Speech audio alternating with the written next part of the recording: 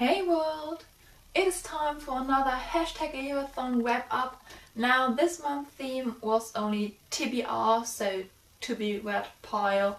And to be honest, I do have quite a lot of books that I do still want to read, but it is also, or it are the final weeks of my semester, therefore I did read quite a lot, but most of that was just revision and studying for my exams.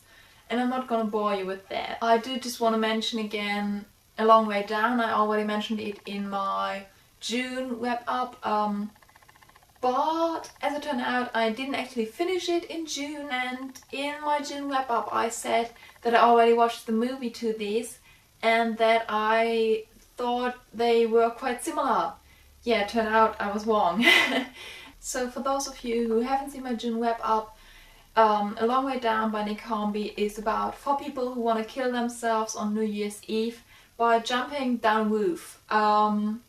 And they meet on top of this building and decide to stay together until at least Valentine's Day. The book is divided into 3 parts, and the first part is quite similar to the movie.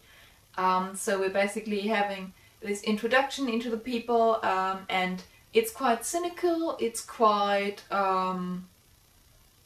yeah, not really friendly, let's put it that way. The second part I actually don't really remember from the movies, but I think it was quite the same, so that's where they realize that they don't really want to die. I mean, that's not really a spoiler, obviously.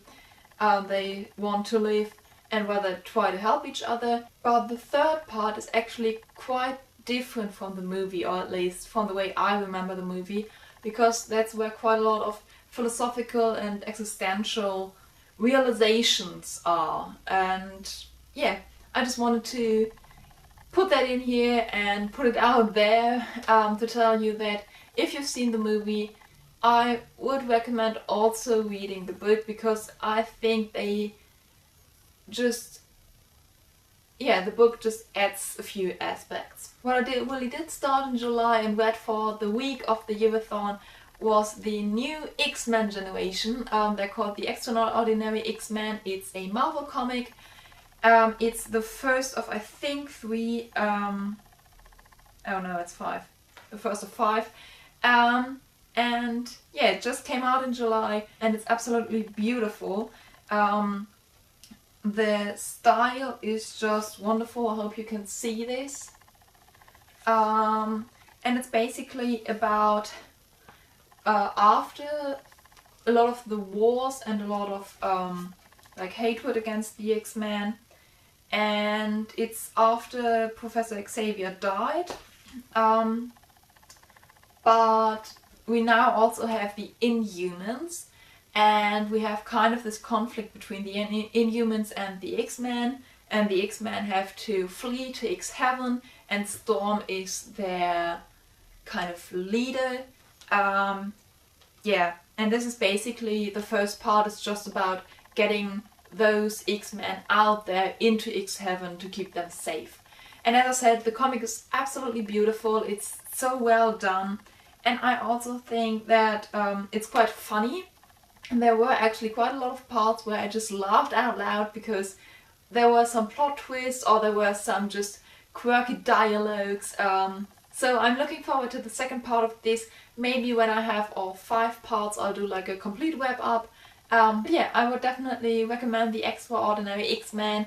As I said, part 1 just came out in July, so you have a lot of time to catch up. Okay, that's basically everything I read for the #Yearathon TBR in July. As I said before, it wasn't that much, and that's just because of my exams. I also think that my July wrap-up will be a bit late this time, again because of exams.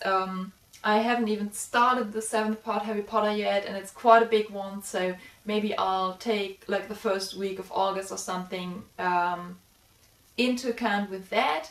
Yeah, it's all getting a bit over my head at the moment, but I'm pre-filming a lot of videos, and I have my second to last week of the semester now, so I hope that everything will be back to normal and organized in August. However, I will be at Sitsi and in England then, so we'll see. Just stay with me for a bit, stay calm, and yeah. I'll see you next week. I hope you always have a reason to smile. Goodbye.